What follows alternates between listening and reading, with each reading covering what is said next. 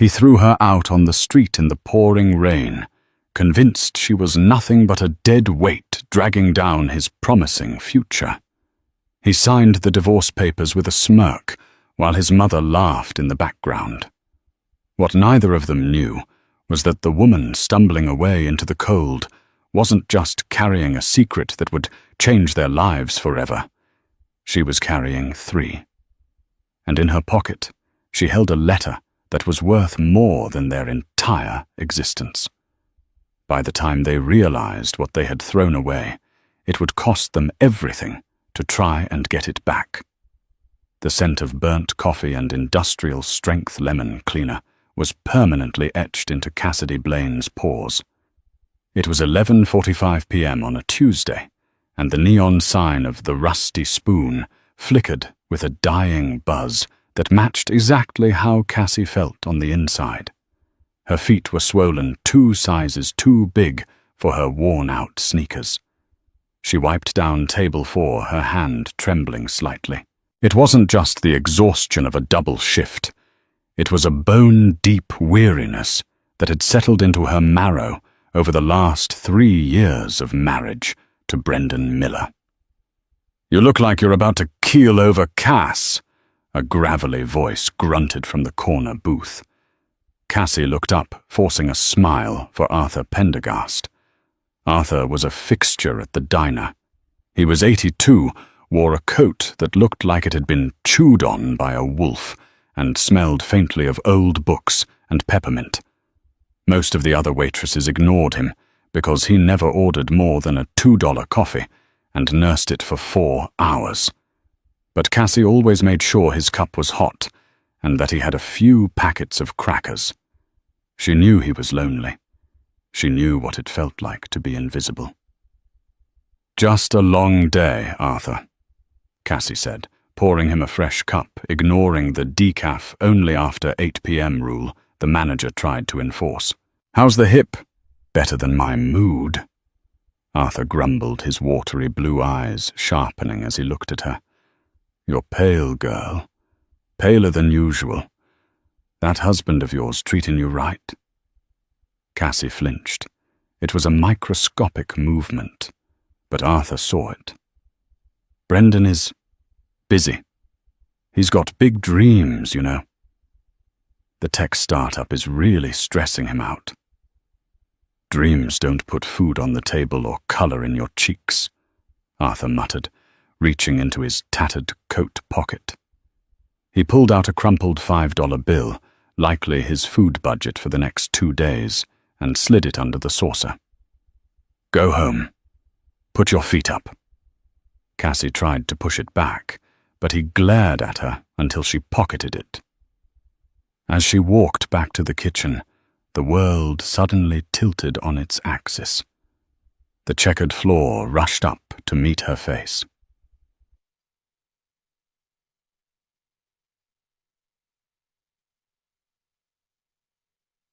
The next thing she knew, she was smelling rubbing alcohol. She was in the break room, and the manager, a frantic man named Steve, was on the phone. "She's awake!" Steve yelled. "Cassie, I can't have you dying on the clock. The insurance is a nightmare." "I'm fine," she whispered, trying to sit up, but a wave of nausea hit her so hard she gagged. "You're not fine. I called an ambulance." 2 hours later, at the County General Hospital, the fluorescent lights hummed with a headache-inducing intensity. Cassie sat on the crinkly paper of the exam table, terrified. She didn't have health insurance. Brendan had promised to add her to his policy 6 months ago, but something always came up, or funds were too tight because he needed to buy a new suit for a pitch meeting. Dr. Yusuf, a kind-faced woman with tired eyes, walked in holding a clipboard. She looked at Cassie, then at the chart, then back at Cassie. "Mrs. Miller," the doctor started gently. "When was your last cycle?" Cassie did the math. Stress made her irregular. I don't know. 2 months, maybe 3. "I've been working double shifts." Dr. Yusuf nodded. "We ran your blood work. You aren't sick, Cassidy. You're pregnant." The room went silent. Cassie's hands flew to her stomach. A baby. A baby with Brendan. Maybe this would fix things. Maybe this would make him look at her the way he used to, before his mother got into his head, before the obsession with status took over. But, Dr. Yusuf continued, her voice dropping an octave, your HCG levels are incredibly high. We did a quick ultrasound. She turned the monitor. There wasn't one grey blob. There were 3. Triplets, Dr. Yusuf said softly. Spontaneous triplets. It's incredibly rare. And Cassidy, I have to be honest. This is a high-risk pregnancy. Your blood pressure is already elevated. You cannot be working 14 hours a day on your feet. You need rest, good nutrition, and minimal stress. If you don't slow down, you could lose them. Triplets. 3 babies. Cassie walked out of the hospital in a daze. She looked at her phone. 0 missed calls from Brendan. 1 text from him sent 4 hours ago, Mom is coming for dinner tomorrow. Make sure the house is clean. Don't cook that cheap-smelling stuff. She touched her stomach. She had less than $10 in her bank account. Her husband barely looked at her. His mother, Patricia, hated her because she was a blue-collar nobody. And now she was carrying 3 lives that required resources she didn't have. But as she stood waiting for the bus in the drizzle, a fierce, burning protectiveness ignited in her chest. She would make this work. Brendan would step up. He had to. This was his legacy too. She didn't know that while she was riding the bus home, dreaming of nurseries, Brendan was sitting in a high-end steakhouse with his mother Patricia and a woman named Vanessa, a woman whose father owned the venture capital firm Brendan was desperate to impress. The Miller house was a modest 2-bedroom rental in the suburbs, but Brendan insisted they decorate it to look like they were already millionaires. That meant white carpets Cassie was terrified to walk on, and modern art that looked like angry scribbles. Cassie had spent the entire day scrubbing. She had called in sick to the diner the first time in 2 years, risking her job because Dr. Yusuf's warning about stress was ringing in her ears. She prepared a pot roast using a recipe she found online, trying to make the cheap cut of meat taste expensive. At 6:55 p.m., the front door opened. "It smells like a cafeteria in here," Patricia Miller announced, before she even crossed the threshold. Patricia was a woman who wore her wealth like armor, even though most of it was tied up in trusts she couldn't touch yet. She wore a Chanel suit that cost more than Cassie's yearly income. Behind her trailed Brendan. He looked handsome in his navy suit, but his eyes were cold. "Hi, Patricia," Cassie said, wiping her hands on her apron. She moved to kiss Brendan's cheek, but he turned his head, pretending to check his watch, so her lips brushed his ear. "Dinner isn't ready," Brendan snapped. "We have to discuss the quarterly goals tonight, Cassie. I don't have time to wait." "It's just resting," Cassie said, her heart hammering. "Tell them," she thought. "Just say it. We're having triplets." They sat at the dining table. The tension was thick enough to choke on. Patricia picked at the roast as if she were dissecting a frog in biology class. "So, Cassidy," Patricia purred, taking a sip of the wine she had brought herself, because Cassie's choice was vinegar. "Brendan tells me you're still working at that spoon place, still serving eggs to truck drivers." "It's honest work, Patricia," Cassie said, her hand instinctively hovering over her stomach. "And the tips have been good lately." "Tips," Patricia scoffed, a dry, harsh sound. "Brendan is on the verge of closing a deal with the Rothschild Group. Do you know what it looks like for a CEO to have a wife who smells like grease? It's embarrassing. It's a liability." "I work to pay the rent," Patricia, Cassie said, her voice trembling. Brendan's company hasn't turned a profit yet. Brendan slammed his hand on the table. The silverware rattled. That's enough, Cassie. You don't understand vision. You never have. You're small-minded. Cassie stared at him. This was the man who had written her poetry on napkins when they first met. Now he looked at her with pure contempt. I have news, Cassie whispered. So do we? Patricia interrupted, her eyes gleaming with malice. She reached into her designer bag and pulled out a thick manila envelope. She slid it across the table. What is this? Cassie asked. Divorce papers, Brendan said. He didn't look at her. He looked at the wall behind her. It's not working, Cassie. We're in different worlds. I need a partner who understands the corporate landscape. Someone like Vanessa. Cassie felt the blood drain from her face. Vanessa. The intern. She's not an intern, Patricia snapped. She's the VP of marketing for her father's firm. She's a match for Brendan. You were a mistake, a college fling that went on too long. I'm your wife, Cassie said, tears spilling over. I supported you for 3 years. I paid for this suit you're wearing, and you'll be compensated, Brendan said robotically. We're offering you a settlement, $5,000, if you sign tonight and leave. 5,000, Cassie laughed hysterically. That won't even cover. She stopped. The babies. Cover what? Brendan asked, narrowing his eyes. Cassie looked at him. Really looked at him. She saw a weak man controlled by his mother, desperate for money and status, willing to throw away the only person who truly loved him. If she told him about the triplets, now what would happen? He wouldn't be happy. He would see them as a burden. Or worse, Patricia would try to take them. She would use her lawyers to argue Cassie was unfit because she was poor.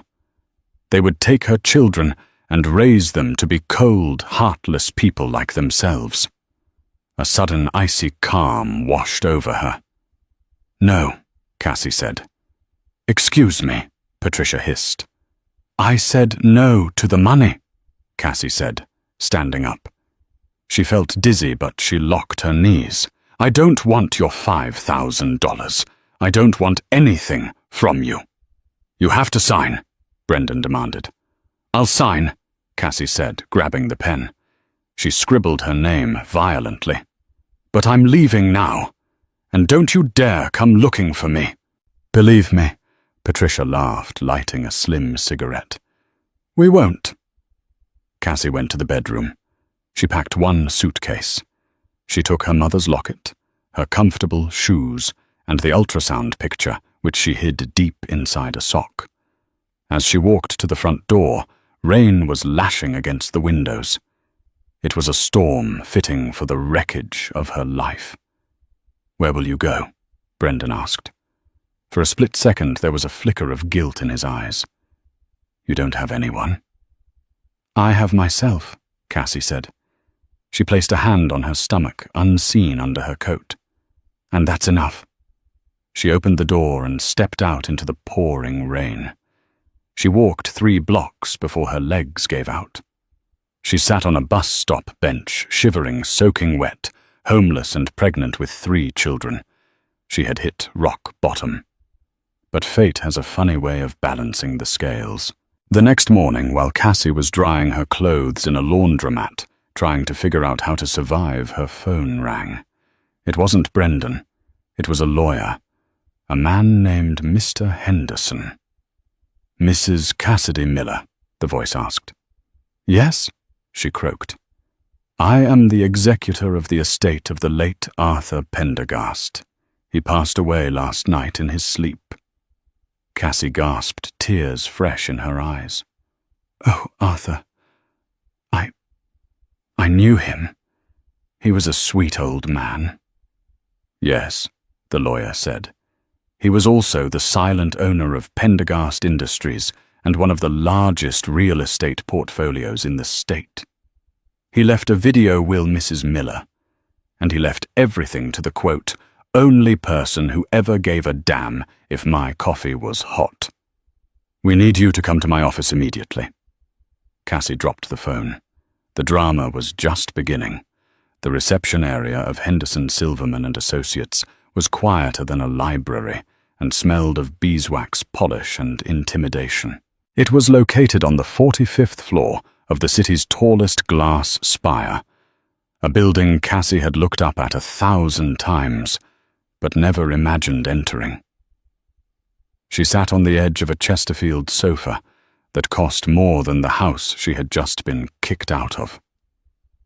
She was painfully aware of how she looked. Her hair was frizzy from the rain. Her coat was still damp, and her eyes were rimmed with red exhaustion. The receptionist, a woman with immaculate blonde hair and a headset, had tried to turn her away until Cassie whispered the name Arthur Pendergast. The change in the woman's demeanor had been instantaneous fear mixed with confusion. "Mrs. Miller." A heavy oak door opened. A man in his 60s walked out. He had silver hair, wire-rimmed glasses, and a suit that whispered authority. But his eyes were kind. This was Charles Henderson, one of the most feared estate attorneys in the state. "Please," he said, gesturing inside. "Come in. Can I get you anything?" "Water, tea." "Water, please," Cassie managed to say. Her throat felt like it was filled with sand. The office was a schwan of mahogany and leather. Cassie sank into a chair opposite the massive desk. She felt small. She felt like a fraud. Surely this was a mistake. Arthur was a homeless man. He borrowed money from her for crackers. Mr. Henderson placed a crystal glass of water in front of her. He sat down, folded his hands, and looked at her with an intensity that made her squirm. "I imagine you are confused," Henderson said softly. I don't understand." Cassie stammered, her hands instinctively guarding her stomach. "Arthur, Mr. Pendergast. He was a regular at the diner. He didn't have anything. I used to give him my employee meal discount. Sometimes I just paid for it myself." Henderson smiled a sad, knowing smile. "Arthur was a very peculiar man, Cassidy. May I call you Cassidy?" She nodded. Arthur Pendergast founded Pendergast Logistics in 1965. He built the skyline of this city. But after his wife died 10 years ago and his son became estranged. Arthur lost his taste for the high life. He wanted to see who people really were. He believed that you only see a person's true character when they think you have nothing to offer them. Henderson swiveled his monitor around. "He left a video message. He made me promise that you would watch this before we discussed the assets." He clicked a button. The screen flickered to life. The video was shaky, likely recorded on a webcam in this very office. Arthur was sitting there, wearing his familiar tattered coat, looking into the lens. He looked healthier than he usually did at the diner, his eyes sharp and blue. "Hello, Cass," the video Arthur rasped. Cassie let out a choked sob covering her mouth. "If you're watching this, I've finally kicked the bucket. Good riddance, I say. My hip was killing me." Arthur chuckled. Then his face grew serious. "I've spent the last 3 years watching the world go by from booth 4 at the Rusty Spoon. I've seen businessmen treat you like furniture. I've seen your manager yell at you for things that weren't your fault. And I've seen you day after day treat an old Temelli bum like a human being." Arthur leaned into the camera. "You listened to me talk about my wife Martha when no one else cared. You gave me your umbrella that day it snowed even though you had to walk to the bus stop. You have a good heart, Cassidy. A heart that is too good for the life you're living." He paused, looking down at his hands. I have no family left that deserves a dime. My nephews are vultures. They're waiting for me to die so they can buy yachts. I don't want my legacy going to yachts. I want it to go to someone who knows the value of $1 and the value of kindness. So I'm leaving it all to you. The company, the properties, the liquid assets, everything. Do something good with it. And for God's sake, buy yourself some comfortable shoes. The screen went black. The silence in the room was deafening. The only sound was the hum of the air conditioner and the ragged breathing of a woman whose life had just been shattered and reassembled in the span of 3 minutes. "Mr. Henderson," Cassie whispered, trembling. What does everything mean?" Henderson put on his glasses and opened a thick file. "It means, Cassidy, that you are now the sole owner of the Pendergast estate. This includes the majority shareholder position in Pendergast Logistics, 3 apartment complexes in the downtown district, a villa in Tuscany, and a diversified investment portfolio." He paused, looking her dead in the eye. "The current valuation of the liquid assets cash in the bank is approximately $112 million. The total estate value is closer to $400 million. The room spun. The mahogany walls seemed to close in. The numbers were too big to comprehend. Yesterday she had cried because she dropped a quart of milk. Today she was worth $500 million. "I think I'm going to be sick," Cassie said. Henderson was around the desk in a second, guiding her head down between her knees. "Breathe. Just breathe." "I can't take it," she gasped. "I'm just a waitress. Brendan will—" She stopped. Brendan, if Brendan knew, if Patricia knew, they would swarm her. They would sue her. They would pretend they never kicked her out. They would try to take the babies. "Mr. Henderson." Cassie sat up, her face pale, but her eyes hardening with a sudden, fierce realization. "Does anyone else know?" "No," Henderson said. "Arthur was very private. The will is sealed. However, once probate begins, it becomes public record. That could take a few weeks." "I need time," she said, clutching the armrest. "I just signed divorce papers last night." "They aren't filed yet. If my husband finds out I have this money before the divorce is final—" Henderson's eyes narrowed. He was a shark in the courtroom, and he smelled blood. "He doesn't know. No, he threw me out. He thinks I'm destitute." "Then we have an advantage," Henderson said, his voice dropping to a conspiratorial whisper. "We can delay the public filing. We can set up a blind trust to hold the assets so your name doesn't appear on the direct ownership documents immediately. We can protect you." Cassie looked at him, tears streaming down her face. "I'm pregnant, Mr. Henderson. Triplets. And he doesn't know that either." Henderson stared at her. For a moment the professional mask slipped, revealing genuine shock. Then a look of fierce determination crossed his face. He reminded her just for a second of Arthur. "Then we have a great deal of work to do," Henderson said, reaching for his phone. "First, we are getting you out of those wet clothes. Then we are checking you into the presidential suite at the Four Seasons under an alias. And then, Mrs. Miller, we are going to make sure your husband signs those divorce papers and finalizes them before he finds out you could buy and sell his entire existence 10 times over." The suite at the Four Seasons was larger than the entire diner where Cassie had spent the last 5 years of her life. The carpet was so thick her toes sank into it. There was a basket of fresh fruit on the table that looked too perfect to eat, and the view from the balcony overlooked the city, a city that was now in a strange way hers. But Cassie didn't feel like a winner. She felt like a fugitive. It had been 3 days. 3 days of hiding. Mr. Henderson Charles, as he insisted she call him, had been a whirlwind of efficiency. He had advanced her $10,000 in cash for immediate necessities while the trust was being set up. He had hired a private security detail, a silent man named Gregor, who stood outside her hotel door. Cassie sat on the edge of the king-sized bed, staring at the 3 tiny velvet pouches she had bought. She hadn't bought clothes for herself yet, other than some loose sweatpants and sweaters. She had gone straight to a baby boutique.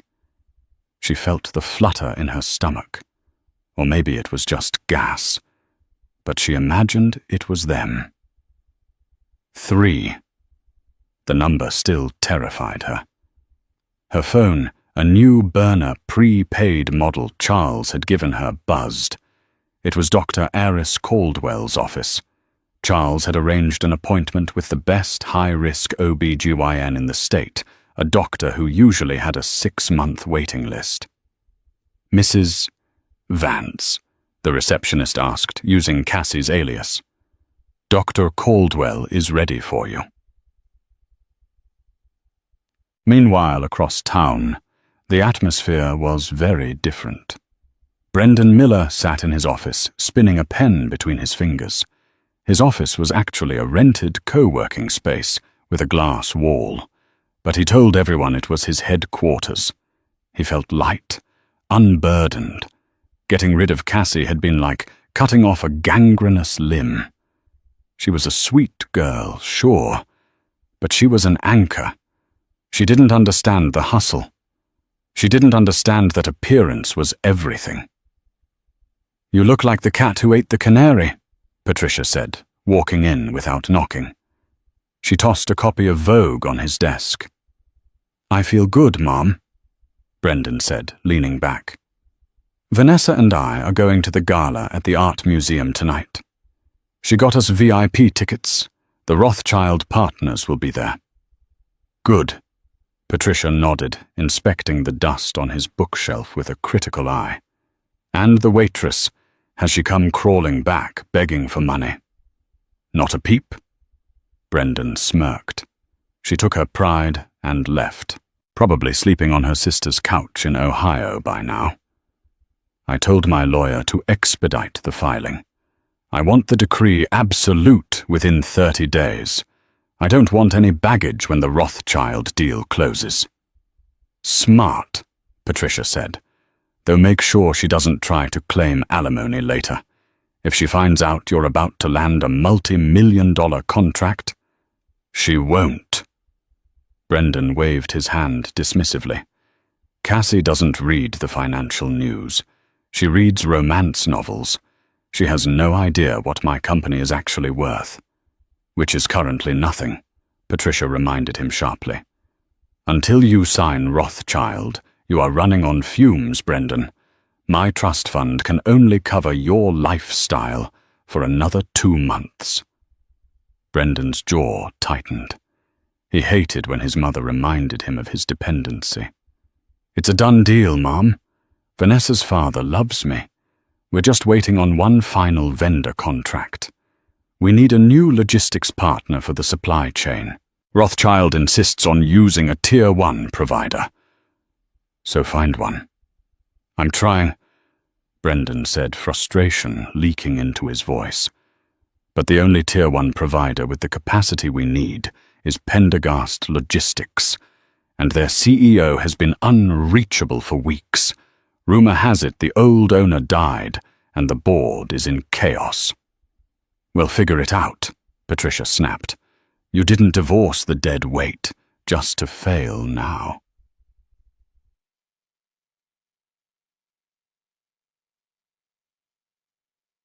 Dr. Caldwell's office was quiet, dimly lit, and smelled of lavender.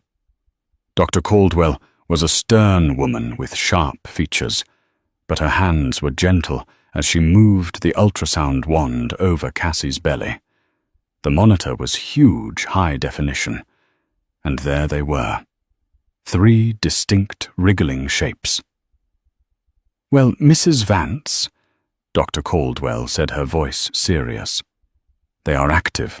Heartbeats are strong. But we need to have a very serious conversation. Cassie gripped the paper sheet. Is something wrong? You are malnourished, Dr. Caldwell said bluntly. Your iron levels are dangerously low. Your blood pressure is borderline hypertensive. Carrying triplets is an extreme athletic event for the human body. You cannot just eat better. You need a complete lifestyle overhaul. She turned from the screen. I'm putting you on modified bed rest. No lifting anything heavier than a gallon of milk. No stress. You need to gain at least 30 pounds in the next 4 months if you want these babies to reach a viable gestation. If you go into labor now at 20 weeks, we lose them. The air left the room. I can't be on bed rest, Cassie said, panic rising. I have legal things to deal with. I'm in the middle of a divorce. Then hire someone to deal with it. Dr. Caldwell said, her tone brokering no argument. You have the resources now, correct? Mr. Henderson briefed me on your situation. You are a wealthy woman, Cassidy. Stop acting like a victim and start acting like a mother. You can hire lawyers, you can hire chefs, you can hire assistants. What you cannot buy is the health of these children if you neglect your body. It was a slap in the face, but it was the one Cassie needed. She left the clinic with a prescription list, a mile long, and a new resolve. She sat in the back of the black town car Charles had sent for her. Where to, ma'am? The driver asked. Cassie looked out the window. They were passing the financial district. She saw a billboard for a tech conference. Brendan's face was on it, a small photo in the corner listed as a promising entrepreneur. He looked so confident, so sure that he had discarded the trash. Take me to the mall, Cassie said. The expensive one. The Galleria. Yes, Cassie said. She touched her stomach. I need clothes that fit, and I need a new phone, a smartphone. I need to start reading the news. She spent the afternoon doing something she had never done. She spent money, not recklessly, but purposefully. She bought soft cashmere sweaters that draped over her bump. She bought comfortable orthopedic shoes that actually looked stylish. She bought a laptop. That evening, back in the hotel suite, she opened the laptop. She logged into the secure portal Mr. Henderson had set up for her to view the Pendergast Industries documents. She scrolled through the list of subsidiaries' real estate holdings and pending contracts. Her eyes scanned the lines of data her brain, which had been dormant, focused only on survival and coffee orders waking up. She had always been good at math. She handled the diner's inventory when the manager was too drunk to do it. She knew how to stretch $1. Now she had to learn how to wield millions. Her finger paused on a file named Pending Logistics Contracts, Q3. She clicked it open. There, near the bottom of the list of applicants requesting a partnership with Pendergast Logistics, was a familiar logo. Miller Tech Solutions. Contact Brendan Miller. Status pending approval. Cassie's heart hammered against her ribs. Brendan needed Pendergast Logistics. He needed her company. Without this contract, his deal with Rothschild and his entire house of cards would collapse. A slow, cold realization spread through her. Brendan thought he was negotiating with a faceless board of directors. He didn't know that the dead weight he had thrown into the rain was the only person who could sign off on his future. She picked up her phone and dialed Charles Henderson. Charles, she said, her voice steady for the first time in days. Cassidy, is everything all right? Did the doctor appointment go well? The babies are fine. I'm fine, she said, but I'm looking at the pending contracts for the logistics division. Ah yes, we can review those next week. You need rest. No, Cassie said. I want to review one of them now. A company called Miller Tech. There was a pause on the line. That is your husband's company. Ex-husband, Cassie corrected. Technically. Do you want me to reject the application immediately? Charles asked. It would be a conflict of interest, perhaps, but entirely within your rights. No, Cassie said, staring at the city lights twinkling below. Don't reject it, not yet. Not? Then what are your instructions? String him along, Cassie said. The words tasted strange on her tongue, powerful. Tell him the board is interested, but needs more due diligence. Ask for more financial records. Ask for audits. Make him jump through hoops. Keep him busy. Keep him hopeful. May I ask why? Charles sounded intrigued. Because, Cassie said, placing a hand on the glass of the window. Seeing her reflection, a woman she was just beginning to know. He wants a divorce because I'm a liability. I want him to sign those papers thinking he's about to win the lottery. I want him to feel safe.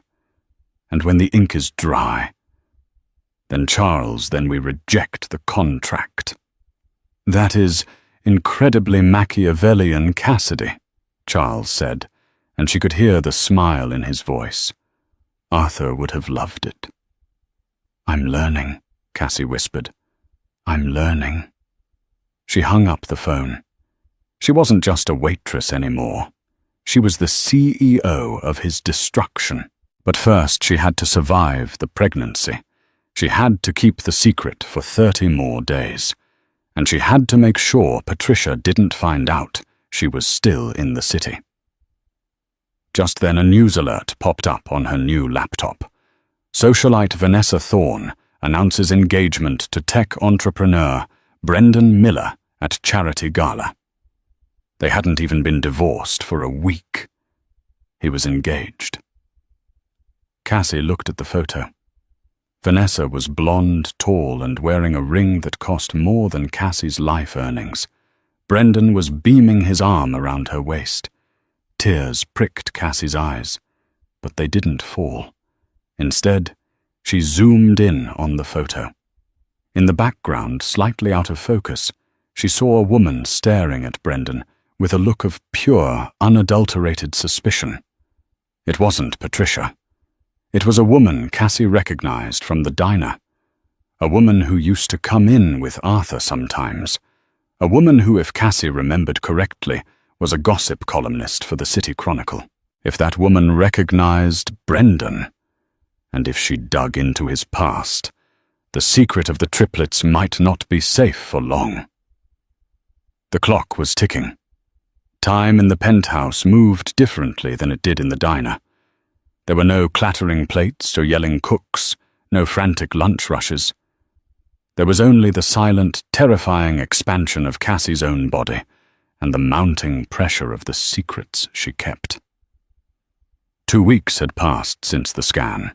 Cassie was now showing. With triplets, the bump didn't wait for the second trimester. It announced itself with aggressive speed. She spent her days in a rhythm of enforced calm protein shakes, prenatal vitamins, naps, and hours staring at spreadsheets on her laptop. She was learning the anatomy of Arthur's empire. She learned that Pendergast Logistics moved 40% of the coast's dry goods. She learned that Arthur had bought the block of buildings Brendan's office was in just 3 months ago.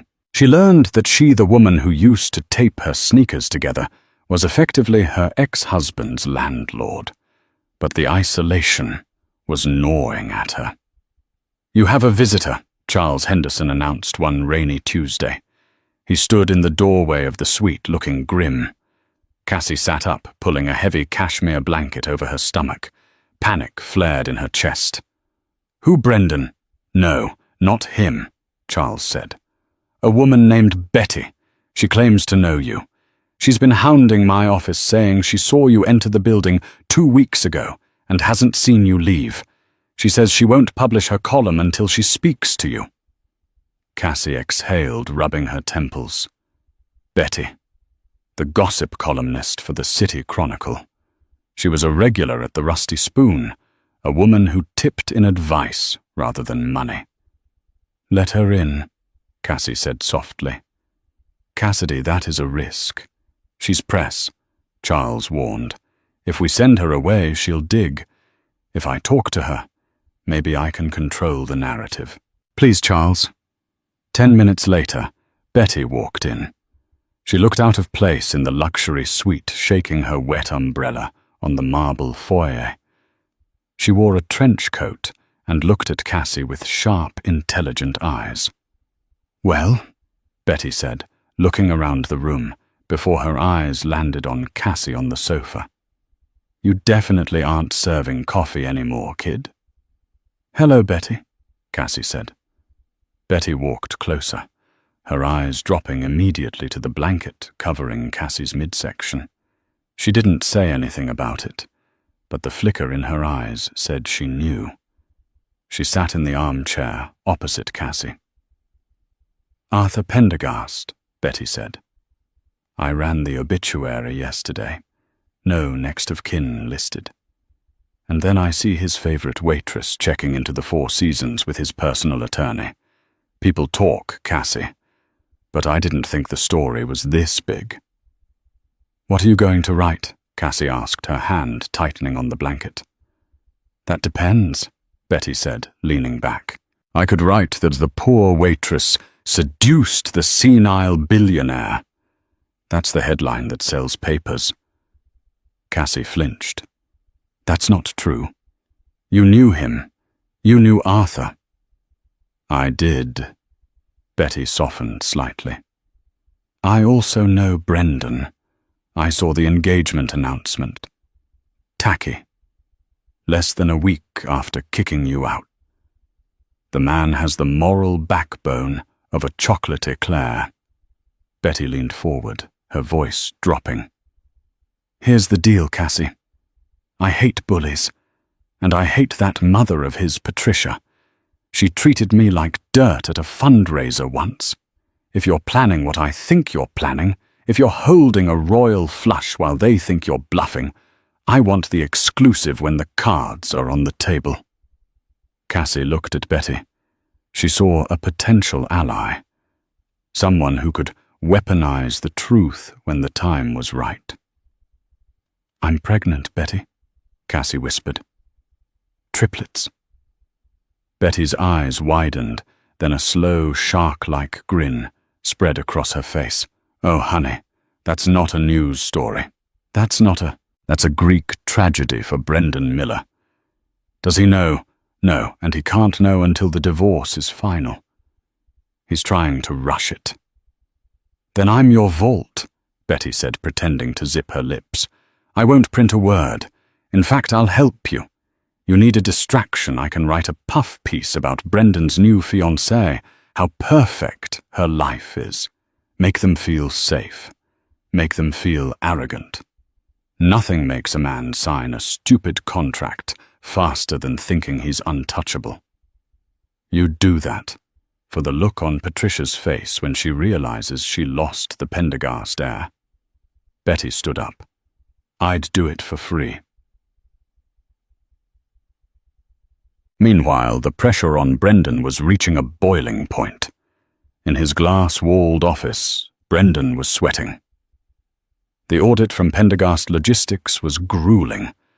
They asked for records from 3 years ago. They asked for personal credit checks. They asked for a secondary guarantor. "This is ridiculous," Brendan shouted, throwing a file across the room. "Why are they stalling? Vanessa's father is breathing down my neck." Patricia sat on the leather couch, filing her nails. "They're a headless chicken, Brendan. The owner died. Management is scared. Just give them what they want. Once you sign the Rothschild deal, you can buy Pendergast Logistics and fire their entire compliance department." "I need that contract, Mom. I can't launch the shipping app without their fleet." His phone buzzed.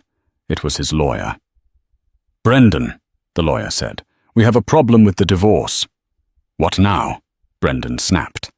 Did she ask for more money? Give her 10 grand. I don't care. No, the lawyer said. She's agreed to the 5,000. She's agreed to everything. But her lawyer, this guy Henderson, is insisting on a specific clause. A clean break clause. It states that neither party can claim assets or liabilities discovered after the date of signing.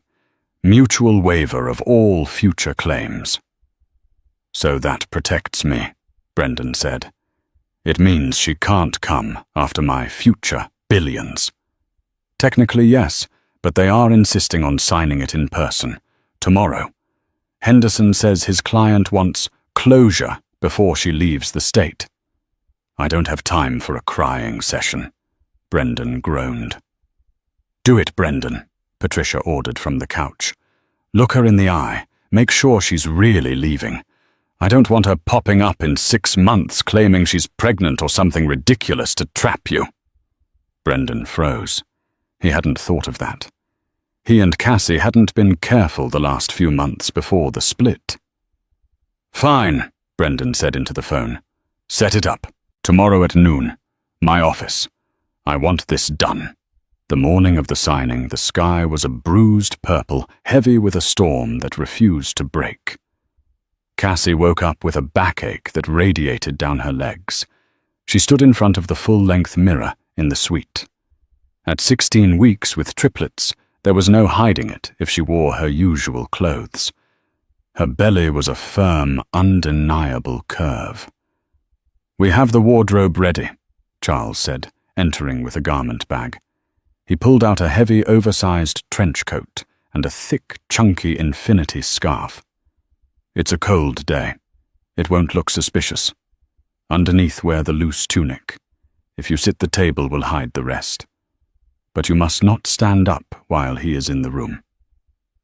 I can do this, Cassie said, though her hands were shaking. Remember, Charles said, fixing her with a stern look. You are not the victim today. You are the executioner. He just doesn't see the axe yet.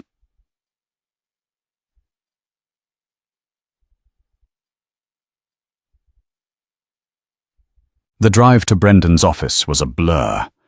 When the elevator dinged on the 12th floor, a floor Cassie now owned, though Brendan didn't know it, she felt a wave of nausea. She walked into the conference room. Brendan was already there, sitting at the head of the table. Patricia was to his right. Vanessa was there too, sitting in the corner, tapping on her phone, looking bored. Cassie tightened the belt of her trench coat. She looked pale, which helped. She looked like someone who had been living on stress and cheap food. You're late, Brendan said, not bothering to look up from his papers. Traffic, Cassie said, her voice raspy. She sat down at the opposite end of the long glass table, carefully arranging her coat to bunch up in her lap. Brendan looked up. His eyes scanned her face. For a second he looked for the woman he had married, the girl who laughed at his bad jokes. But all he saw was a tired woman in a bulky coat. You look terrible, Patricia said, smiling thinly. Life on the outside hasn't been kind. I'm managing, Cassie said. Let's get this over with, Vanessa piped up from the corner. I have a dress fitting at 2. Mr. Henderson placed the documents on the table. As discussed, he said, his voice smooth as silk. The clean break clause. Once this is signed, Cassidy has no claim on your company, your future earnings, or your estate. Conversely, you have no claim on hers. Brendan laughed, a short barking sound. Hers. What estate? Her tip jar. Standard legal language, Charles said, unbothered. Brendan grabbed the pen. I just want to make sure of one thing, he said, pointing the pen at Cassie. You're not hiding anything, are you? No credit card debt you're trying to dump on me. No debt, Cassie said. Only assets. And no medical conditions, Patricia asked, her eyes narrowing as she looked at Cassie's bulky coat. "You're wearing a lot of layers for September." Cassie's heart stopped. She felt a kick baby bee, the active one, right against her ribs. She prayed her coat didn't move. "I've had the flu," Cassie lied. "I have chills." "Stay away from me, then." Vanessa wrinkled her nose. "I can't get sick before the wedding." "Just sign the papers, Brendan," Cassie said, her voice gaining a sudden, sharp edge. "You want me gone? Then let me go." Brendan looked at her. He saw the desperation in her eyes and mistook it for defeat. He felt a surge of power. He was winning. He was shedding the past and stepping into his golden future. He pressed the pen to the paper. The scratching sound was loud in the silent room. He signed his name with a flourish. Brendan Miller. He slid the papers to Cassie. Cassie picked up the pen. Her hand didn't shake. She thought of the babies. She thought of Arthur. She thought of the rain that night he threw her out. She signed, Cassidy Blaine. She dropped the Miller immediately.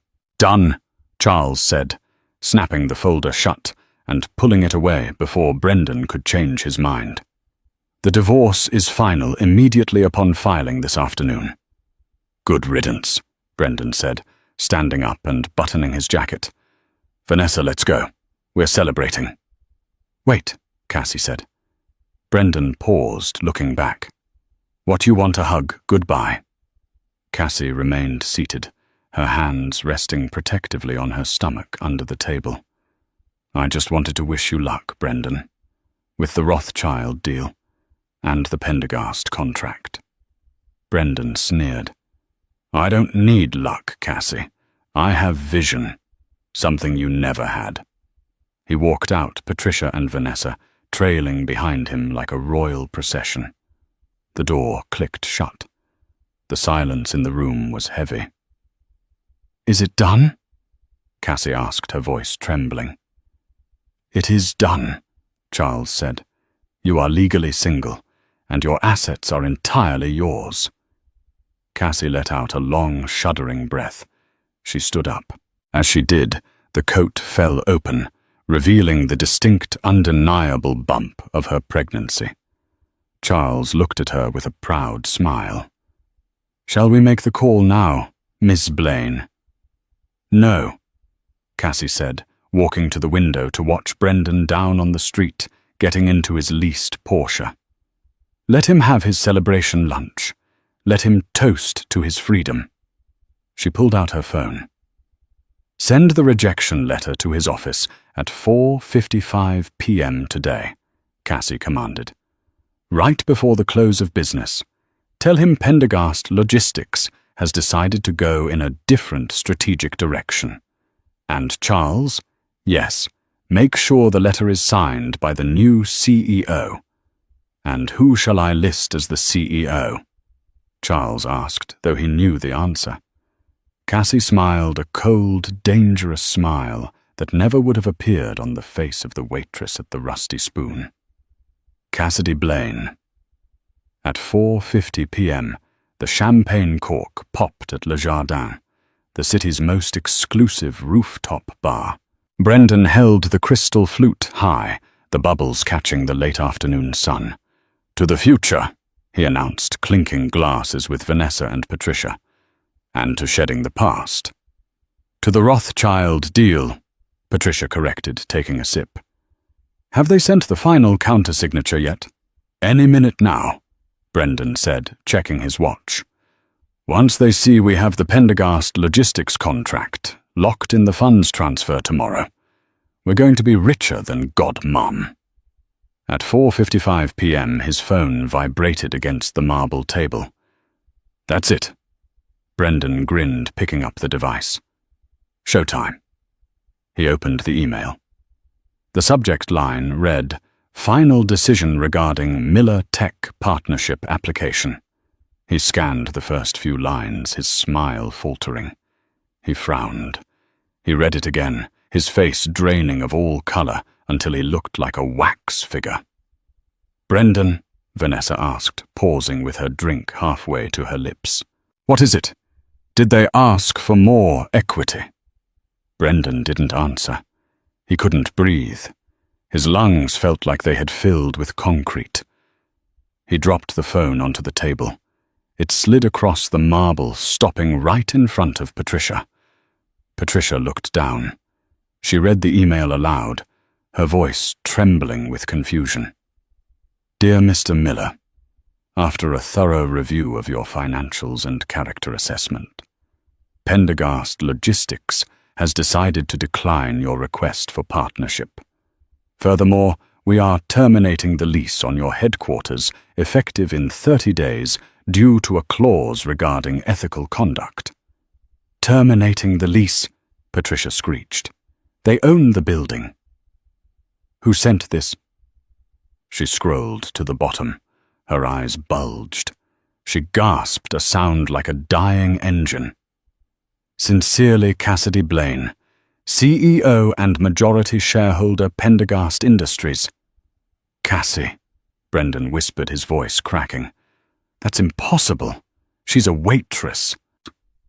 He scrambled for his phone and dialed his lawyer. "Fix this.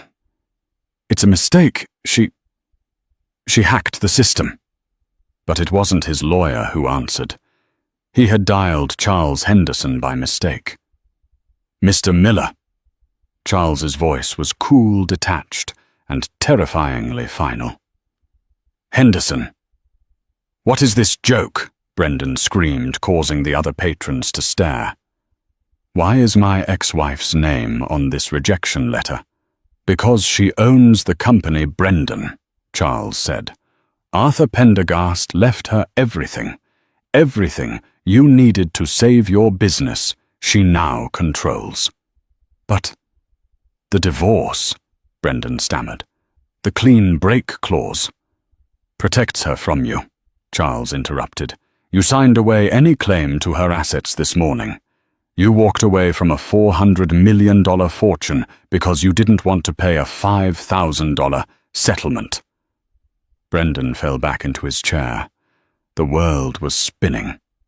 She has money." "She has power," Charles corrected. "And Mr. Miller, you might want to check the news tomorrow. Betty from the Chronicle is running a front-page story. It's titled "The billionaire single mother of triplets. Yes, she's keeping the babies. And thanks to your signature, you have no rights to them either." The line went dead. Brendan looked up. Across the street on the massive digital billboard that usually showed stock prices, the feed changed. It was a live, breaking news segment. There was Cassie. She was walking out of the Pendergast building surrounded by security, looking radiant in a coat that no longer hid her baby bump. She looked into the camera, her eyes steely and strong. She didn't look like a victim. She looked like a queen. Patricia began to weep, realizing her trust fund was gone.